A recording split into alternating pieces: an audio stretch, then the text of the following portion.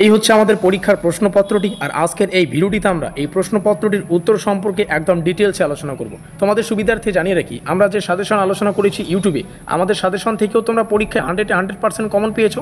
সেই সঙ্গে আমাদের যে পেইড নোটস, সেই পেইড নোটস থেকেও কিন্তু পরীক্ষায় তোমরা 100% কমন পেয়েছো। তো যাই হোক, এখন প্রশ্নগুলিকে মিলিয়ে নাও যারা পরীক্ষা দিয়ে আসলে। তো আমাদের প্রত্যেকটা বিষয় এখানে লেখা রয়েছে, আমাদের ইউনিভার্সিটির নাম, সেমিস্টার, তারপরে শিক্ষাবর্ষ, এখানে আমাদের সিলেবাসের টাইটেল এনভায়রনমেন্টাল স্টাডিজ, এখানে আমাদের কোর্স ভিএসসি কোর্স, এখানে পেপার কোড, এখানে লেখা রয়েছে আমাদের 35-এর মধ্যে পরীক্ষা, এখানে আমাদের সময়সীমাটা লেখা রয়েছে। তো কোশ্চেন প্যাটার্ন সংক্রান্ত যে ভিডিওটা আমি আলোচনা করেছি সেখানে কিন্তু ডিটেলসে বলা হয়েছে আমাদের পরীক্ষায় 35টা প্রশ্ন আসবে, 35টাই এমসিকিউ, সেগুলোর উত্তর করতে হচ্ছে। এবং পরীক্ষার আগের দিন আমি এটাও বলেছিলাম যে আমাদের পরীক্ষাটা ওএমআর শিটে হবে, ঠিক আছে। এবং পাস করার জন্য কিন্তু একটা ব্রহ্মাস্ত্র ক্লাস আলোচনা করেছি। যারা পুরো সেমিস্টারে কোনো কারণবশত পড়তে পারেনি তাদের জন্য একটা কিন্তু ট্রিকও বলেছি। তো সেই ট্রিকও যারা ফলো করেছো তোমরাও কিন্তু অনায়াসে এই সিলেবাসটার উপর পাস করতে পারবে। তো যাই হোক, দেখে নিচ্ছি এখন প্রশ্ন এবং উত্তরগুলো। তো ওএমআর শিটে উত্তর করার কারেক্ট মেথড, মানে সঠিক পদ্ধতি এটা, মানে গোল গোল করে উত্তর দিতে হবে।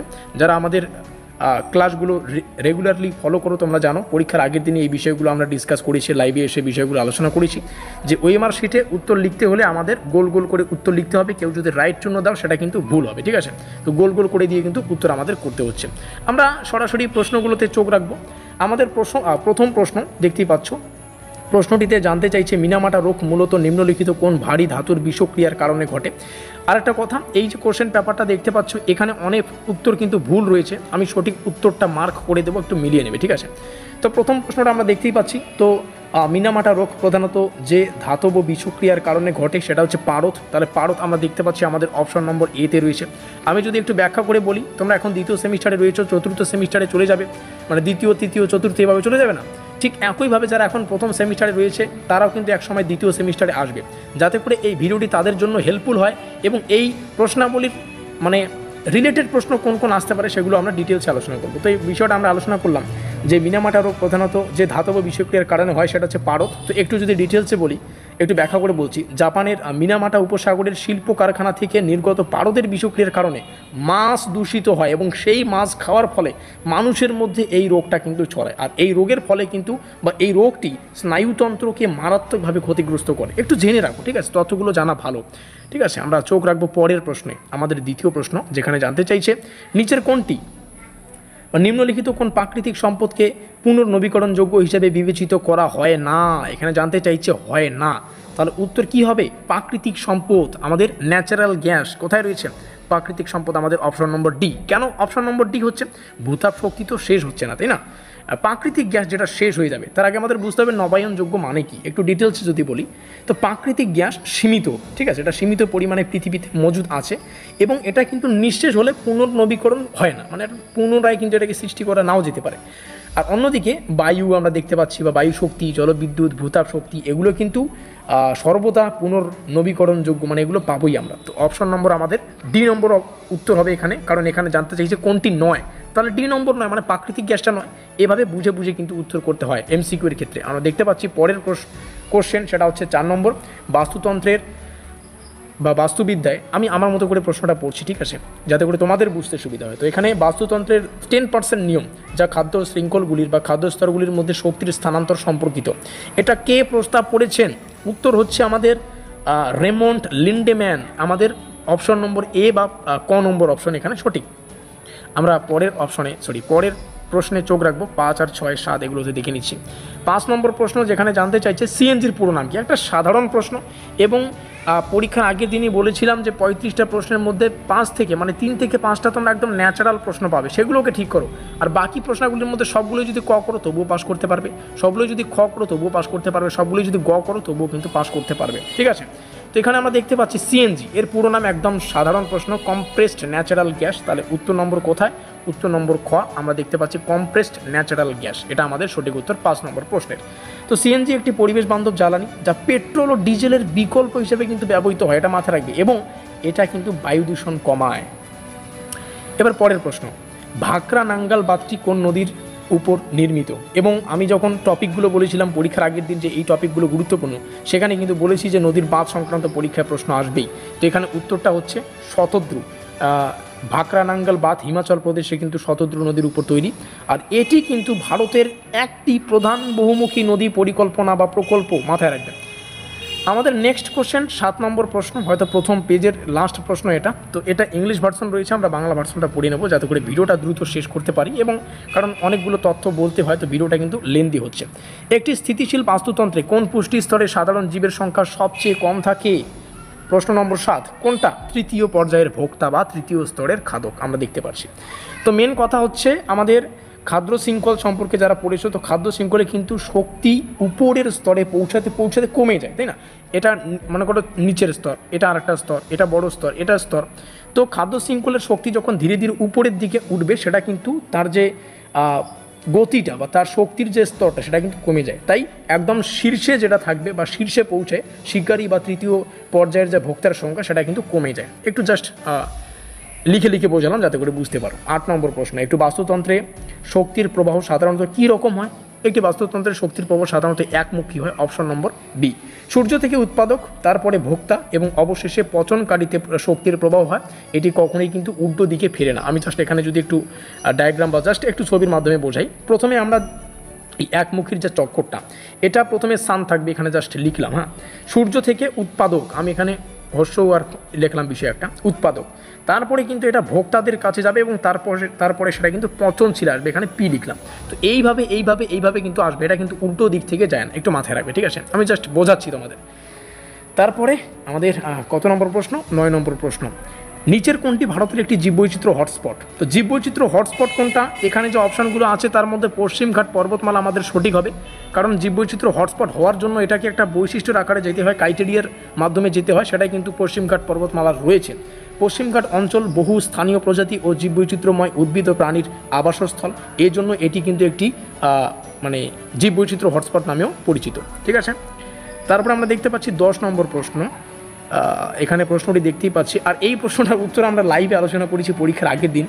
তো টেকসই উন্নয়ন লক্ষ্য যেটা SDGs কার দ্বারা গৃহীত হয়েছিল? এটা হচ্ছে উত্তরটা আমাদের হবে জাতিসংঘ। দেখো বেশিরভাগ উত্তর ইউএন মানে হচ্ছে জাতিসংঘ, এটা আমরা দেখতে পাচ্ছি। অনেকেই হয়তো এটা করেছো, এটা সঠিক উত্তর হবে না, এটা জাতিসংঘ হবে, আমরা এখান থেকে দেখতে পাচ্ছি। আর এখানে আমি জাস্ট একটা কথাই বলতে চাই, এখানে লিখে দিচ্ছি 2015 মানে 2015 সালে জাতিসংঘ কিন্তু 17টি টেকসই উন্নয়ন লক্ষ্য ঘোষণা করে, যার মূল উদ্দেশ্য দারিদ্র্য দূরীকরণ ও পরিবেশ সংরক্ষণ। আমি একদম তোমাদের পরীক্ষার আগের দিন যে লাইভ সেশনটা হয়েছিল সেখানে এই বিষয়টা নিয়ে আলোচনা করেছি। হয়তো 17টা আমার ঠিক মনে পড়ছে না এবং সালটাও মনে পড়ছে না, হয়তো 2015 হবে এবং 17টা হবে, ঠিক আছে? একটু মাথায় রাখবেন।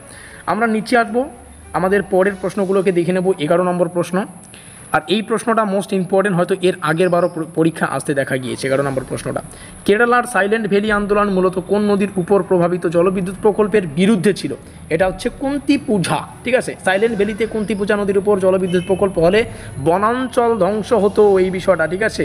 এর বিরুদ্ধেই কিন্তু আন্দোলন হয়। আন্দোলন কি একটা এমনি করে মানুষ, কারণ তারা জানে এখানে যদি জলবিদ্যুৎটা তৈরি করা হয় সেক্ষেত্রে কিন্তু বনাঞ্চল কেটে মানে ধ্বংস করেই এটাকে তৈরি করতে হচ্ছে, তার জন্য এটাকে একটা আন্দোলন মানে মানুষগুলো আন্দোলনের রূপ দেয়। পরবর্তীতে 12 নম্বর প্রশ্ন আমরা দেখব, ডুয়ার্স অঞ্চলের হাতির করিডোরগুলির একটি গুরুত্বপূর্ণ চ্যালেঞ্জ কি? হাতি করিডোর নিম্নলিখিত কোনটি একটি গুরুত্বপূর্ণ চ্যালেঞ্জ? আমরা দেখতে পাচ্ছি এখানে অপশন হচ্ছে আমাদের গ নম্বর, চা বাগান এবং মানুষের বসতির কারণে খণ্ডীকরণ। তো বিষয়টা ঠিক এটাই, চা বাগান, রাস্তা ও বসতি হাতির চলাচলের প্রাকৃতিক করিডোরকে ভেঙে দেয়, তাই না? ফলে মানুষ কিন্তু হাতির সংঘাত, মানুষ হাতির যে সংঘাতটা, মানুষ এবং হাতির মধ্যে যে সংঘাত সেটা কিন্তু বেড়ে যায়। 13 দেখতে পাচ্ছি এখানে 13 নম্বর প্রশ্নটা রয়েছে, এবং এখানে ভারতের চোরা শিকারের একটি গুরুত্বপূর্ণ পরিণতি কি? আমরা সবাই জানি জীববৈচিত্র্যের হ্রাস ও প্রজাতির সম্ভাবনা। তাহলে কোথায় আছে জীববৈচিত্র্যের হ্রাস, প্রজাতির সম্ভাবনা বিলুপ্ত? এখানে হচ্ছে অপশন নম্বর সি। অবৈধ শিকারের কারণে বাঘ আমরা দেখতে পারি, গন্ডার সহ যে অন্যান্য প্রজাতিগুলো রয়েছে সেগুলো কিন্তু ধীরে ধীরে বিলুপ্তির পথে চলে যাচ্ছে, আর এটি কিন্তু বাস্তুতন্ত্রের ভারসাম্য নষ্ট করে। পৃথিবীতে তো আমাদের সকলের জন্যই রাখা হয়েছে, তাই না? একটা জিনিস কমে গেলে পৃথিবীর যা বাস্তুতন্ত্র সেটার ভারসাম্য, যেমন এই মুহূর্তের সব থেকে বড় চ্যালেঞ্জ মানুষ বা পৃথিবীর মধ্যে, সেটা হচ্ছে গ্লোবাল ওয়ার্মিং বা বিশ্ব উষ্ণায়ন। এগুলো আমরা পরে আলোচনা করবো, কোনো ব্যাপার না। তো এখানে আমরা দেখতে পারলাম।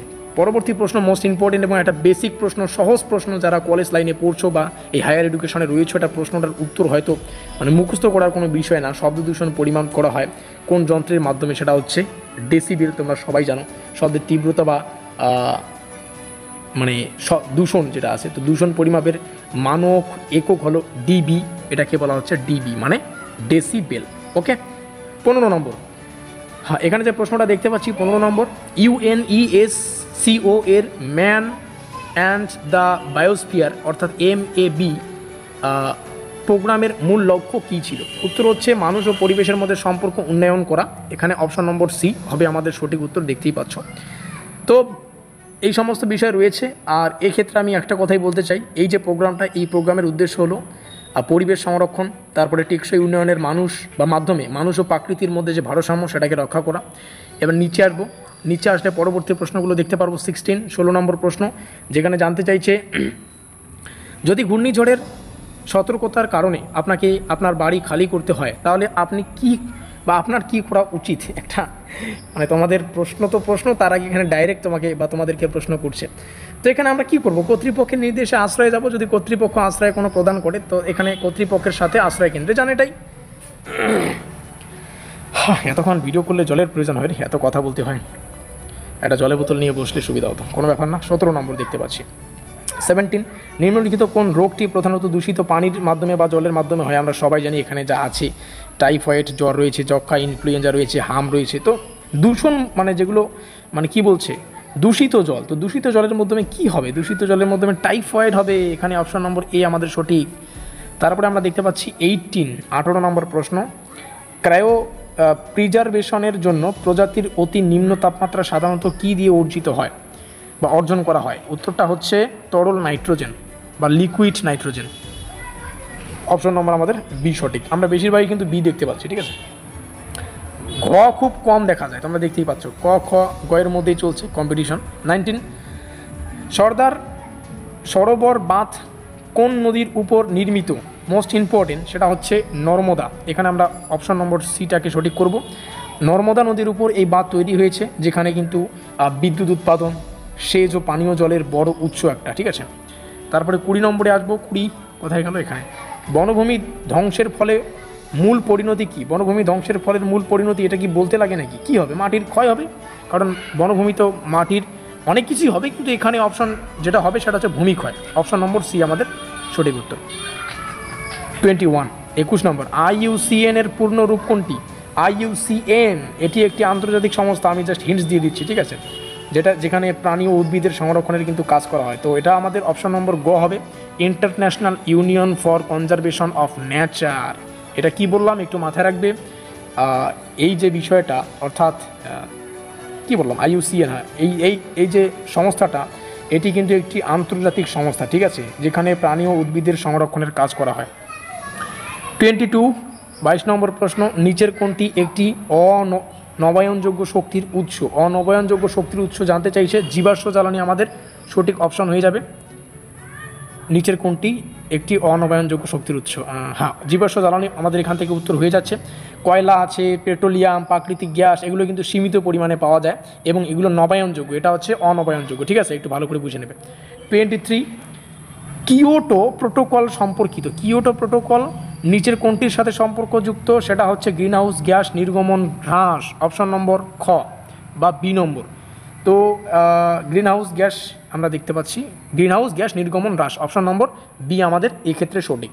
তো এখানে যা একটা কথা বলতে চাই, 1997 সম্ভবত 1997, তো 1997 সালে কিয়োটো প্রোটোকল কিন্তু বিশ্ব উন্নয়ন মোকাবিলায় গৃহীত একটি আন্তর্জাতিক চুক্তি হিসেবে কাজ করা হয়, ঠিক আছে।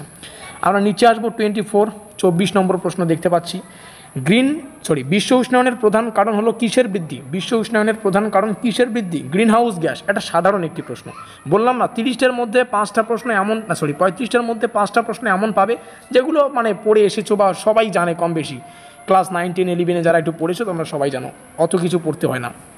তো এখানে আমরা আলোচনা করলাম, এখানে আমাদের অপশন নম্বর সি নম্বর দেখতে পাচ্ছি, গ্রিনহাউস কী হবে? গ্রিনহাউস গ্যাস, অর্থাৎ কার্বন ডাই অক্সাইড আছে, এখানে মিথেন ইত্যাদি গ্যাস যেগুলো বৃদ্ধি পায়, এক্ষেত্রে কিন্তু পৃথিবীর তাপমাত্রা বাড়ে, এখানে যতগুলো আছে, ঠিক আছে। তো এটা হচ্ছে গ্রিনহাউস গ্যাস।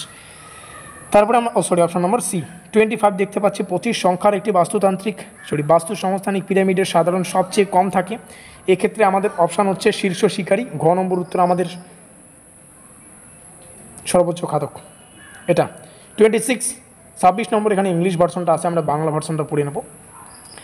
ভারতে পরিবেশ সুরক্ষা আইন কত সালে কার্যকর হয়? আমি বলেছিলাম সাল সংক্রান্ত প্রশ্ন আসবেই। 1986 সালে। কোথায় আছে? অপশন নম্বর আমরা দেখতে পাচ্ছি সি নম্বর সঠিক 26 প্রশ্নের, অর্থাৎ ভোপাল যখন আমরা দেখি তো ভোপাল গ্যাস দুর্ঘটনার পর কিন্তু এই 1986 সালে এই আইন পাস হয়, যেটা পরিবেশ রক্ষার জন্য গুরুত্বপূর্ণ। ঠিক আছে, 27 অর্থাৎ 27 নম্বর প্রশ্ন এখানে দেখতে পাচ্ছি পারমাণবিক দুর্ঘটনা ঘটতে পারে। 27। এক্ষেত্রে আমরা অপশন নম্বর খটাকে সঠিক করব, পারমাণবিক বিদ্যুৎ কেন্দ্রের দুর্ঘটনা থেকে। এটা হচ্ছে আমাদের অপশন নম্বর বি নম্বর সঠিক হবে। পরের 28 নম্বর প্রশ্ন যেটা আছে কঠিন বজ্র ব্যবস্থাপনার প্রধান কাজ, একটু উপরে আসলেই আমরা অপশানগুলোকে দেখতে পারবো। তো কঠিন বজ্র ব্যবস্থাপনার প্রধান কাজ হিসাবে কঠিন পদার্থ সংগ্রহ করা, পরিশোধন ও নিষ্পত্তি করা কোথায় রয়েছে? এক্ষেত্রে আমরা দেখতে পাচ্ছি অপশন নম্বর সি আমাদের সঠিক উত্তর হবে। প্লাস্টিক, কাগজ, ধাতব বজ্র ইত্যাদি সঠিকভাবে কিন্তু ব্যবস্থাপনা করাই হচ্ছে এটার উদ্দেশ্য। ঠিক আছে, 29 পরবর্তী প্রশ্নগুলো ঝটপট করে আলোচনা করে দিই। চলো, 29 প্রশ্ন নিচের কোন প্রাণী প্রজাতিটি ভারতের স্থানীয়? আমরা দেখতে পাচ্ছি এক্ষেত্রে আমাদের সিংহলেজ বাদর কোথায় রয়েছে? অপশন নাম্বার 29 সিংহলেজ বাদর। লায়ন টেট ম্যাকার স্নো আফ্রিকান সিংহ। এই প্রশ্নটা অপশন নম্বর আমাদের 29, এক্ষেত্রে ক নম্বরটা সঠিক হবে। ঠিক আছে, লায়ন্স টেন মাকাজ। আচ্ছা, এই অপশনটা বা এই প্রশ্নের উত্তরটা ঠিক আমার সংশয় রয়েছে, তোমরা একটু কমেন্টে জানাবে। 30 নম্বরে কী আছে? ভারতে বন্যপ্রাণী সুরক্ষা আইন মূলত কোনটির দিকে লক্ষ্য? উত্তর হচ্ছে বন্যপ্রাণী ও উদ্ভিদ সুরক্ষা। অপশন নম্বর গ কোথায় আছে? এই হচ্ছে আমাদের উত্তর। 31 চিপকো আন্দোলন। বলেছিলাম চিপকো আন্দোলন থেকে পরীক্ষায় প্রশ্ন আসবেই। চিপকো আন্দোলন মূলত কিসের সাথে যুক্ত হয়? চিপকো আন্দোলন আমরা দেখতে পাচ্ছি চিপকো আন্দোলন কিন্তু বন সুরক্ষা, উত্তরাখণ্ডে বন রক্ষার জন্য কিন্তু গাছকে জড়িয়ে ধরেই এই আন্দোলন হয়েছিল। 32 নর্মদা বাঁচাও। দুটো আন্দোলন থেকেই পরীক্ষায় প্রশ্ন এসেছে। নর্মদা বাঁচাও আন্দোলন কিসের নির্মাণ বিরোধী আন্দোলন ছিল? এটা কিন্তু নর্মদা বাঁচাও যেটা আছে সেটা কিন্তু বাঁধ, উত্তর হচ্ছে ড্যাম। অপশন নম্বর বি আমাদের সঠিক। 33 নম্বর প্রশ্ন নিচের কোনটি মাটি ক্ষয়ের একটি প্রধান কারণ? মাটি ক্ষয়ের কারণ যদি না জানো তাহলে তো মুশকিল। বন উজাড় করা কোথায় আছে? বনভূমি ধ্বংস এখানে। তারপরে আমাদের 34 আন্তর্জাতিক জীববৈচিত্র্য দিবস প্রতি বছর কবে পালিত হয়? মোস্ট ইম্পর্টেন্ট একটি প্রশ্ন, সেটা হচ্ছে 22শে মে সঠিক করেছে। 35 লাস্ট প্রশ্ন সুন্দরলাল বহুগুণা ভারতের কোন পরিবেশ আন্দোলনের একজন বিশিষ্ট নেতা ছিলেন? সুন্দরলাল বহুগুণা। চিপকো আন্দোলন কোথায় আছে? অপশন নম্বর বি আমাদের সঠিক, চিপকো আন্দোলন। বন রক্ষার ঐতিহাসিক চিপকো আন্দোলনের অন্যতম প্রধান নেতা কিন্তু ছিলেন এই সুন্দরলাল বহুগুণা। তো যাই হোক, প্রত্যেকটা প্রশ্ন একটু সময় নিয়ে ডিটেলসে আলোচনা করলাম। শুধু তোমাদের দেখলে তো হবে না, যারা পরবর্তীতে এই সেমিস্টারে আসবে তাদের ক্ষেত্রে যাতে এই সিলেবাসটার নলেজ আসে এবং আমাদের পেইড নোটসের প্রত্যেকটা বিষয় তারা জানতে পারে। আশা করি তোমাদের পরীক্ষা ভালোই হয়েছে। আর অবশ্যই কমেন্টে জানাতে ভুলো না পরীক্ষাটা কেমন হয়েছে, কত মার্কস আসলো। আর পরবর্তী সেমিস্টারের পেইড নোট সংগ্রহ করার জন্য আমাদের অফিসিয়াল যোগাযোগ নম্বরে যোগাযোগ করবে। যে কোনো জায়গার যোগাযোগ নম্বরটা আসতে পারে, এখানে লিখে দিচ্ছি 7384041536। যারা আমাদের হোয়াটসঅ্যাপ গ্রুপে আসো সেখান থেকে নাম্বার কালেক্ট করতে পারবে। মিলতে হয় পরের কোনো সাথে